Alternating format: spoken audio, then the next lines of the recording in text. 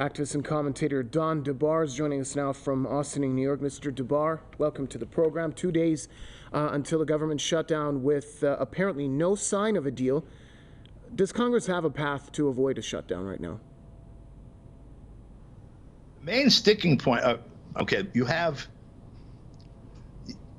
imagine that you have like a mafia grouping consisting of 535 capos and dons and whatever else they have in a mafia grouping, half of which wear black suits, the other half wear blue pinstripe suits, and they're looking to feed on some state, country, whatever, and they're sitting down trying to figure out how to parcel it up.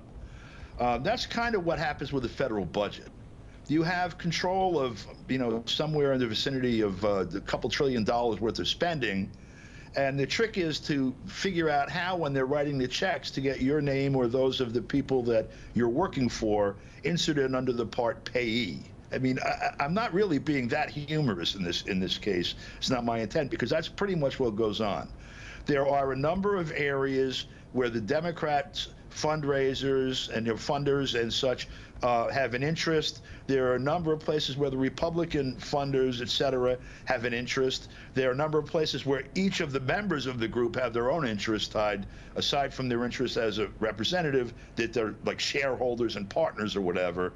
And there are, like I said, $2 trillion, maybe more, in government contracts and other arrangements to work out. The biggest one is the military. And they are now at the point where they are going to be at the peak of their game, because they're lining up and have already started, actually, World War III, in essence. Ukraine is one of the biggest sinkholes on the planet for stolen money at the moment, and the Ukraine war is the mechanism by which this takes place. The bad news is, if the game spirals out of control, humanity's cooked, literally. But what's happening as far as the budget fight goes is that the Republicans, a majority of them on the last vote, by the way, 117 out of 218 in their delegation, voted to separate from this bill the funding for the Ukraine. There's $24 billion worth of funding for Ukraine in the federal budget proposal right now.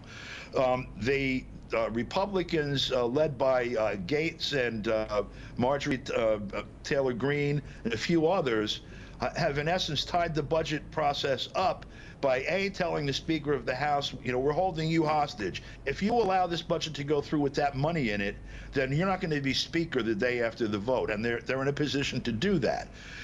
And so the Speaker's been looking for a compromise, because he actually supports putting that money into Ukraine. And so they broke out $300 million of it, and a discussion about the rest later in a separate bill that was, again, amended, I think, on yesterday for the last time. The vote on that particular section of it, the bill is, whatever it is, it broke down with every Democrat voting in favor of funding for Ukraine, and most Republicans voting against it. 117 to 101 was the breakdown of it.